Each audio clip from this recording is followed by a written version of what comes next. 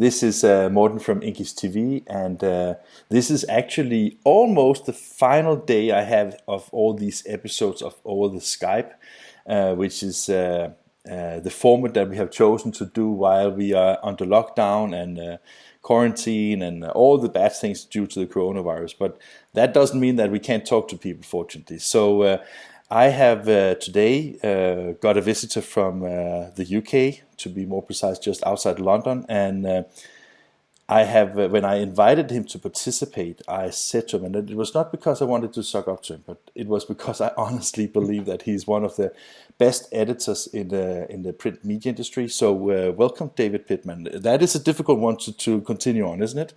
Yeah. Well, thank you for the kind words, Morten. It's nice to be appreciated, but yourself too. We're all in this together. We're all working to the same goal. So good work on what you're doing with INKISH and with these video chats. Thank you. I didn't even ask for a return of the appreciation. But I called you and asked for. I wrote to you and asked for having this over the Skype interview because you have. Is it about a year, a little bit more than a year ago, that you took over the editor role of your magazine? Tell a little bit about who you are and what magazine you're representing. You're from Pittman publication, of course. I'm David Pittman, in case you didn't know my name. You probably know my face, which is, I'm not sure whether that's a good thing or a bad thing. I've been a trade journalist for writing for B2B magazines for over a decade. Been 9 years now since I joined the printing industry, label package printing, and then just over a year ago I moved from looking at narrow web technologies and their involvement in package printing to taking over the editor of digital labels and packaging. So I focus purely on the use of toner, inkjet, the various emerging digital technologies, the ones that are yet to come, because that's quite a big, booming and exciting part of the industry, particularly at the moment. I think it's what I'm hearing. Yeah, and I was just about to say that being responsible for that little area of the printing industry, I think that can keep you pretty busy, because if anything is developing both in, successful for printing companies, it's label and packaging, but it's also the digital technology seems to be really growing fast in this segment. So I congratulate you on that role, because that must be fun to work with. Yeah, no, it's good fun. So it keeps me busy, it keeps me in a job, it keeps me off the streets, as they say. My wife would tell you I'm not good if I'm not busy. I need to be busy. And digital label and package printing in all its forms, whether it's corrugated, folding carton, flexible packaging, more and more. That's the big one. Obviously, labels is a very well established digital part of the industry, and it's growing everywhere. And as I say, there's so many suppliers, so many printers now using it. My inbox is even at the moment when we're all at home, all out of the office, everyone's still going. Still, the engines are still rolling on with digital, certainly. So are you? When you look into the business, let's start from a business perspective. When you look into the business, of course, it makes sense to work with digital, because mass customization, personalization, short print runs. And I was just about to say that in the beginning it might have been on the compromise of quality, but today even quality is not an issue anymore, right? Well, this is true. This is it's mentioned to me many times that quality. And I remember when I first joined, though, I went to a press conference and they were talking about. I think they were matching flexo. Matching flexo and offset quality. Now they're talking about we can surpass gravure. Yeah. The reality is that it's very much in the pre-press and in the artwork preparation. It's only as good as what you put in. It's the same as cooking. If you put bad ingredients in, you'll get bad ingredients out. So, if you're making a good spag bowl, everyone knows you only put the wine in that you would drink. You don't. I'm so happy that you say that, so I can play that back to my wife, because she believes that she can put bad red wine in the sauce and make it good. And I say, how do you think that would happen? No. So, David, as an editor for a magazine, working specifically with digital within the area we just spoke about. What is, how do you keep up to speed? Because I think that you have different kinds of print technologies, you have different kinds of substrates, you have also to take into consideration the approvals when it comes into the legislation of all these things. I mean, because you cover pretty much everything in your magazine, but also you're very frequent on my LinkedIn stream, I would say. So, so how do you, no. So how do you get yourself updated on all these things? It's keeping myself connected with both the suppliers and manufacturers, also the printers. We as Digital Labels and Packaging, we have an industry group. Which I think we've now got 16 members in at last count, of some predominantly in the UK and some with presence in Europe. We're growing that further, but they always supply me with as much information as I can need and want about what's going on in the market, what's happening in terms of new technologies, their investments, but then also say the suppliers. It's a steady flow of information. It doesn't seem to stop. Particularly not. We should have just come out of the Drupa pre-conference, the pre-media conference, and pre-Drupa media conference, which of course would have been 3 days of us locked in rooms, listening to all the groundbreaking, exciting stuff. Now we're doing it all over Skype and other electronic tools, and it's fantastic. But I do miss the smell of ink. Yes. Being able to touch steel. In the steel. That was one of my favourite sayings. Yeah. I totally agree with you. Because the reason I was asking is because I think that it's both an advantage and a curse to get all the information also from the vendors, because as a media we would like to also be able to look through the marketing conversation. Right? So I was a little bit curious. Is that why you're having this panel of the print members to dig a little bit behind what is said? Yeah, one of the reasons they provide us with a steady flow of information and contacts and knowledge, as you say, behind the marketing, behind the story. The digging deeper. A machine launch is one thing, but when you start pulling at the thread and actually seeing where it goes, and then as the OEMs will tell you, I mean, you must know many, and I know countless stories of people that have bought a machine, installed the machine, and then gone, oh, look what I can actually do with the machine. This is not what I bought it for, but this is what I can now do with it. And I know of one or two very prominent examples where they've rung the manufacturer and done a Skype call, in fact, I know, showed them what they're doing with the machine on their phone, and at the other end, the engineers, the manufacturing, and the technologists have gone, how are you doing that? Because once something goes out of beta testing and into the market, it's released into the wild, the printers and converters start, they get their hands on it, and they start tinkering and they start having a play with it, and suddenly you go, we can do some really quite interesting stuff. So that's funny, because I did an interview with Alan Barchani from HP a couple of years ago, and he said when we developed the Indigo machine, we didn't think of it as a machine to print on balloons. Yeah. So I think that what you're talking about here is basically that the beauty of this industry is that equipment can be built for one purpose, but it can also be utilized for a lot of different things. Right? Oh, totally. Yeah. And that's the joy of printing in all its forms. Label and packaging are fantastic, but there's so many new and exciting things you can do and applications you can apply to them, and for brands and for end users this is a good thing, and also kind of at the moment it's quite good because everyone's looking for to maximize their output and what they can use their machine for, and the ability for print actually to have responded in the way it has to coronavirus and everything that's going on. I mean, it's been quite impressive. I think it's been quite astounding when you hear what's happened. So. Yeah, I must say that every time I go to a trade show, and I often meet you in the press room because again there you're also active. But I think that it's impressive. It's normally for coffee, if I'm honest. Okay, yeah, but it's also to hang out with colleagues, right? But for example, at Label Expo, when you see all this amazing equipment, which is, I guess, right down your alley when it comes to some of the things that interest you, maybe a lot. But David, I was thinking that there's all these technologies and all these equipment and all the conversations and all the media information that you get. How important and how do you think a printer should be able to figure out what kind of equipment is the right equipment for his company? Yeah, I mean, I've always said if you gave me, I mean, I'm probably undervaluing, but I'd said, if you gave me 2-3 million, I wouldn't know where to begin. I wouldn't know, where do you start? Where do you? Yeah.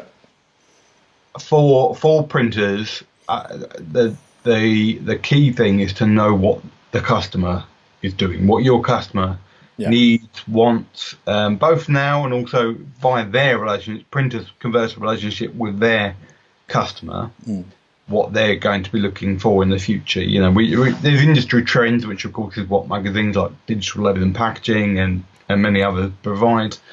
When you look at the growth in water-based inkjet for flexible package printing, I mean that's one of the big technology worlds going on at the minute, or what would have been going on around Drupal. Also because of the easier approval for food and for those kind of applications, right? Yeah.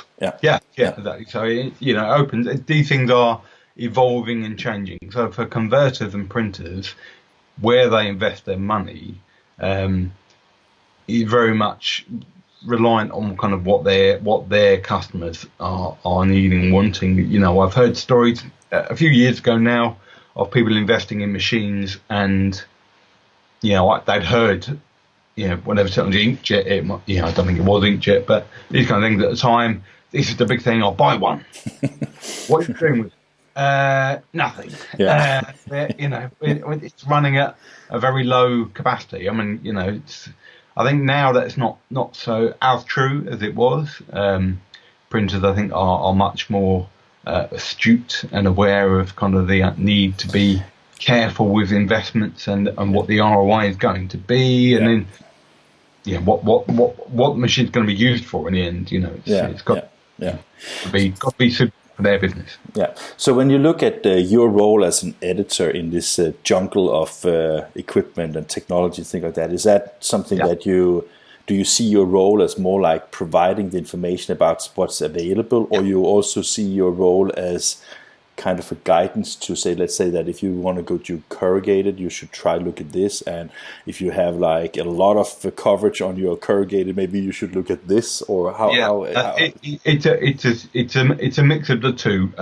More so the former. I view myself and publications in all forms and the media that we use at channels. We're conduits. We're there to provide information. We're there to support suppliers, to help them get messages out to printers, so they know how they're working for their benefit. Also to educate the brand owners how printers are working for their gain. So we're there to support kind of the whole supply chain, really. And just to kind of feed information and keep the information going, because you said there's such a continuous flow of it. You have to stay on top of it. You have to keep people aware of it, and that's where newsletters tend to come in, to real value, and trade shows. You have, the periods in time, once a year, once every 4 years, once every 2 years, whatever the cycle may be. Online websites, our news websites are updated daily. 3, 4, 5 times, sometimes too much. Every kind of fortnight, we send out a newsletter. I know a lot of other magazines send out weekly, and a lot of printers I speak to find these very valuable because they act as like a roundup of the must read. I was because I think that sometimes I think that sometimes media have if you look at some of the mainstream media, you have like breaking news, and it's like, I think that journalists, they have that breaking news are more important than anybody else actually believes, right? And one of the things I also find a little bit in the printing industry, I've not been here for so many years. We started INKISH 6 years ago, but got more bigger and recognized only like 2-3 years ago. So what I see when I look at a lot of the trade media is that, especially if you start digging into it, it becomes kind of information overload. And I was just wondering if you see that as something, because everything can be found on the internet. So why do you need media to curate the information into? Well, personally, for myself and how I always worked in B2B, I think of it as the Smirnoff analogy. It's triple filtered. So we receive press releases, as everyone does. They go out to anyone who wants to receive it. You can receive a press release. 95% of those are going to be relevant to my market, to the digital label and packaging audience, to the Cranes Today audience, as I was writing about 10 years ago. So that a lot of that news will get published online. And then we have newsletters, which is kind of a second filter. So the first filter, obviously, things come to the inbox, they go past my eyes, I go, okay, and most of it is. Second filter is to newsletters, so you get a better kind of the key headlines of what we think the industry should know and be picking up on the last maybe 2 weeks. And then the third filter is for the magazine, is for printed publication, which should be and are the gold standard of kind of what we do in terms of providing information to the B2B audience, because that's the greatest and the key. You need to know this information. So when you look at your work in relation to how you work these, because I think that the reason why press releases are so nice for content and fast turnaround time on a website is basically because it provides at least the basic information that you need right away, right? And I think that when you put it through the editor's lens for the second round for the newsletter, that is also what's it called, urgency to the market, or relevance to the market in for your audience and things like that. And of course, then the third one with the magazine where you work in, do you work a lot with the? I mean, because one of the reason why I find you a particularly good editor is because, first of all, you're very productive. That I like, but I also think, and maybe I'm wrong, but I also think that you actually work with the press releases and instead of just delivering them, you actually read them and try to understand them and figure out does it make sense? For me, that's key. It's one. I mean, for a while I've been saying. Been trotting out the line of I don't post press releases, I publish news. Online, we receive press releases, but often it will be the third, fourth, maybe even further down the story, the paragraph list, when you'll actually get to what actually is important. And then that obviously becomes the headline, and from writing and constructing news, the headline, then the opening paragraph, the who, what, when, where, why, they're key. And that's what we need to elevate. And so my role, I very much find, is kind of bringing to the fore, is filtering out, another filter, a pre-filter filter, if you will, and of what actually is new here, what's key, what's important, what does the industry need to know, and what's going to carry the industry forward. It's all about narrative for me. Building online, say news is so fast, it comes, it's happening, it's gone. Today's news is tomorrow's chip wrappers. That's true. I do like food. I think I've mentioned it a few times. I like the references, so I totally concur with you on that one. So that's where we have to kind of create the value online for the DLP, digital label packaging audience, in terms of giving them narrative and understanding, and they start building, help them build up their knowledge as well as mine, for me, if I wasn't doing it, I would find it very hard. As you said, there's so much information. Yeah, yeah. If you don't do it, you quickly lose track of where you are, and the threads disappear, and the story moves on without you. So if you editorial, I try and stay on top of the narrative and the story, while also creating news. One of the reasons I also was asking is because, as you may know, INKISH, we do not do very much about techniques and things like that. We're different from that perspective. And then I couldn't help trying being an technical editor's role a couple of weeks ago, doing an article about the new Canon IX series, and that was actually quite fun because I could take something, because I used to work as a commercial printer myself, so I could take that and put in perspective and see, what is it good for the customer, what is it good for the printer, what is it good for the owner of it. And I thought that, that's a great way, that's the way we should be done, that's how I want to do it. And then last week, I got a really good press release from TechNow, and I understood everything they were saying, and I understand the application totally. And then I was trying to figure out if I was actually able, with my knowledge, to rewrite that into a story with a narrative that was enlightening a little bit more than a press release. And it is so damn difficult, right? I mean, and that's why I also really admire your work and also other editors' work, because to take all that information and actually make a new narrative and actually understand the real value for the printer, I think that is where the media really plays an important role. Yeah, absolutely.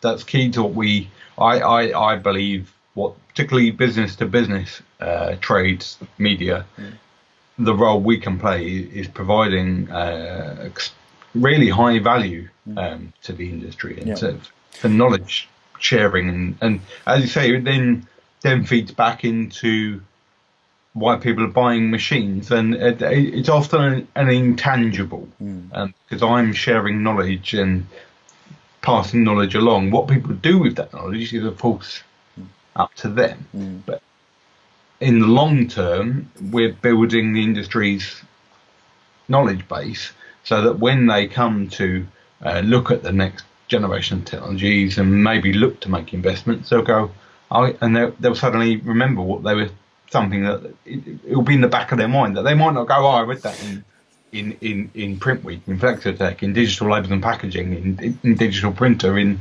Labels and Labelling, in Label and Narrow Web, wherever it is, in Folding Art and Textile. There's loads of us. We're all doing the same thing. We're all in the same kind of pot together, kind of helping.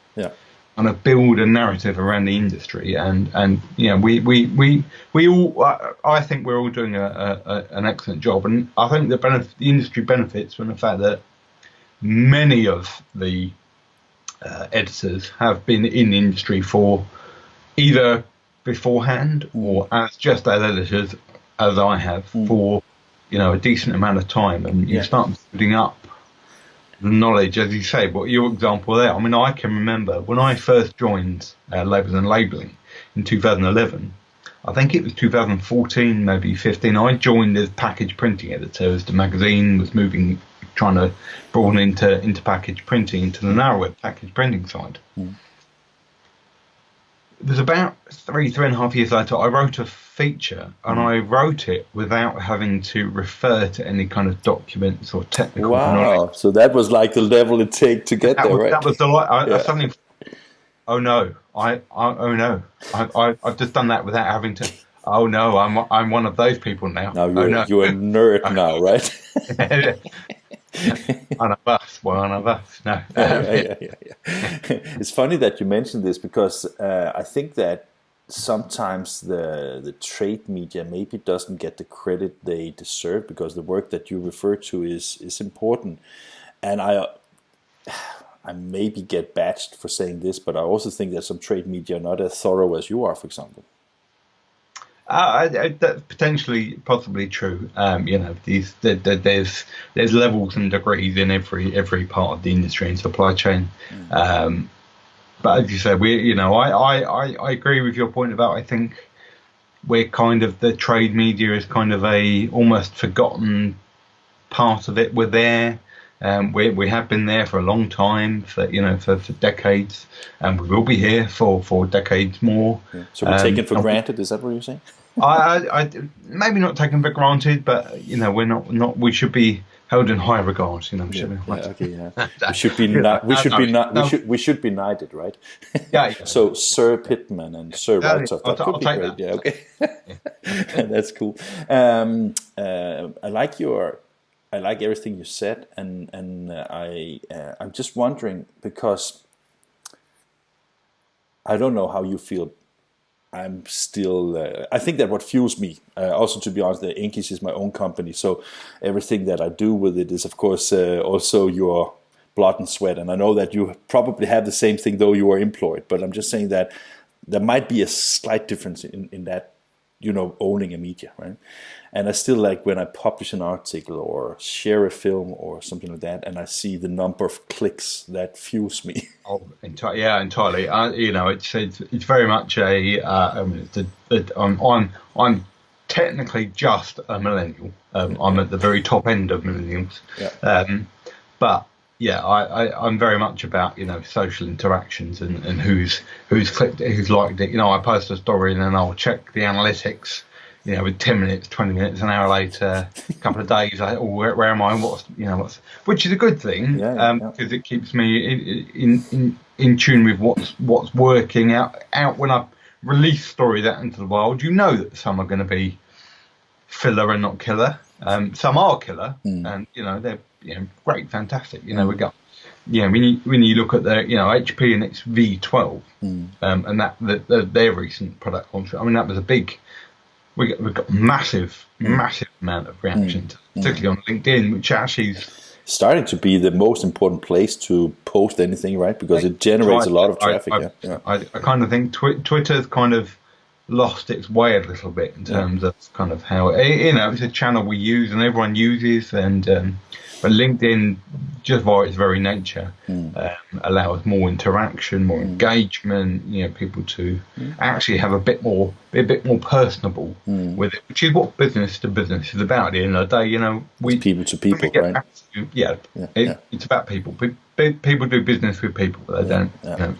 But with that said, and we agree on that. I can't claim to be a millennial at all, because I'm 52 this summer, but I can at least pretend, right?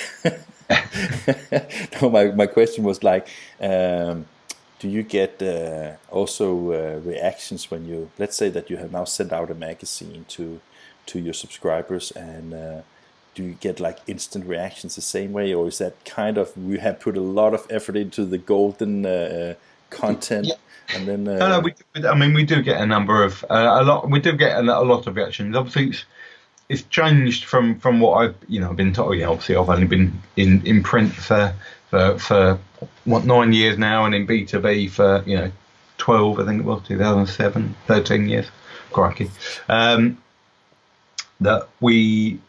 Back in the old days, we used to have the ad response cards that were in the back of a mag. Yeah, I remember these. Yeah. So obviously it's changed now, and our ways of engagement with our audience is slightly different. But they're new channels, but we're fundamentally not doing anything massively different. We're still getting reaction, people telling us, actually, we've enjoyed that, we've read that, or requesting more information. I had one the other day. Reading a feature, and one of our readers emailed me and said, actually, it's a great feature. Could you provide me? It was a contact email for something, because I want to go even deeper than what we'd got. And obviously, we can only go so far and so deep. I'm not a chemist. I'm not a physicist. I'm not an electrician. I trained as a journalist. B2B just happens to be where I've found my home and my where my heart is B2B. So. Yeah. One of the last question I have for you in this Over the Skype thing is a little curious, because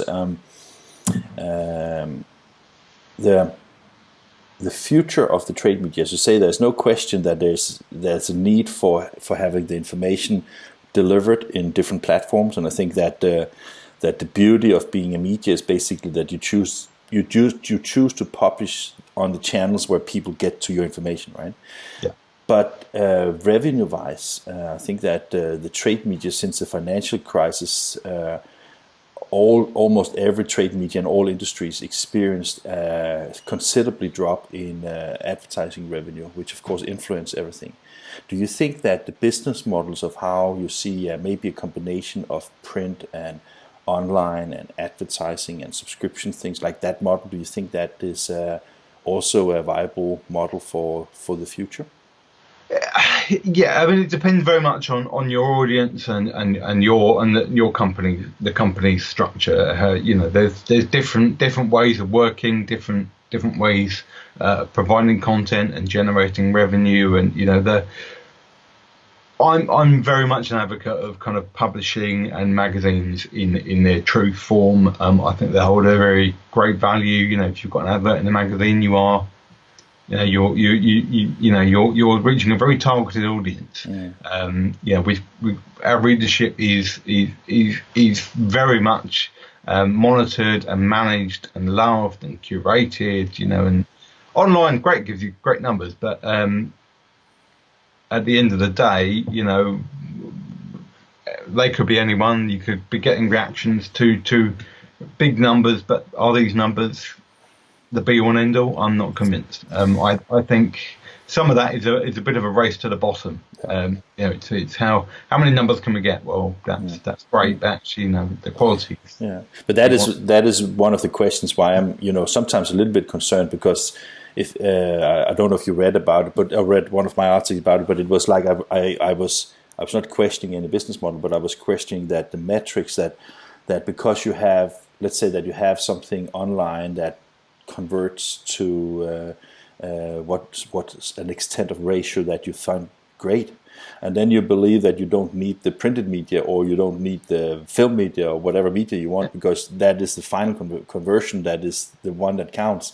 I think that it was the marketing cartoonist that made a story about that you saw a pair of shoe in a large format display on a bus stop, and you saw that it was in advertising, it was in radio, and it was in television, but the click came from Facebook, so they canceled all the other media, right? So I'm just because when we talk about the printing industry, I think that a lot of people talking. I spoke to Beatrice Close from Intergraph yesterday, and we talked about how good or how bad we are communicating the strength of print. Obviously, when you talk about packaging and label, it's very obvious. But if you talk about commercial print and magazine, things like that, I think the industry has not been good enough communicating the real value of print. It was just a comment, basically, right? I think I agree with that. Print in general. But more generally, I think B2B, we haven't been nearly good enough in kind of promoting the value and defending the corner of magazines and publishing and the role we do and the role we serve. We're viewed in hopefully in high regard by people, as we said earlier. Should the trade media be held as to higher praise, perhaps? I like to think that, because and that ties in with this, because the role we serve is fundamental and is critical. And for many B2B magazines, that relies on our commercial partners and sponsorships. Of course, we find new avenues and ways of doing it. We offer many online tools. There are countless online tools, more every day emerging. And of course, with everyone being at home, it's fantastic because everyone's online all the time. But actually, the result of that is everyone's getting swamped all the time. You've got the phone, you've got your laptop, you've got your TV showing the news, you've got adverts. Whereas a magazine turns up and you're looking and you're more engaged with it. You're reading it. You're physically interacting with it. You don't have to convince me, David. I am convinced. which is where I think B2B is, the physical interaction with a magazine is where massive value is. There's a lot of our readers are on the shop floor. Yeah. So they get a magazine, get a publication, they're reading it, and they go, "Oh well, I'm doing something." And they go back to something's broken, or you need to come and talk to someone or deal with something. Whereas, if they're looking at it on a phone, on a laptop, on trying to read the newsletter, their emails. We know what emails are like. Oh God, I've got another 20. My email's not open at the minute because I didn't want it binging in the corner while we're talking. But I know when I turn it on, there's probably going to be 20, 25, 30, and we've been on the phone on the call half an hour. Yeah, precisely. So I know I'm going to have one every minute probably pop into the inbox. And even worse, David, is that we get stressful because we know there might be potential breaking news that we have never heard about, right? Yeah. So I think it's time to get back to work. So David, I just want to say thank you very much for joining me here over the Skype. It was a pleasure to meet you again. It's been a pleasure. Hopefully we'll see each other physically soon. It'll be I'm getting a little bit stir crazy. I'm starting to. Yeah. I'm missing travel. Yeah, and me too. And I remember that when we were sitting on the terrace in Dallas in good weather and sharing a beer, that was not too bad, right? No, it was okay. Okay, that's great. Take care, and all the best to you and your family as well, right? You too. So, Dave. Okay, bye.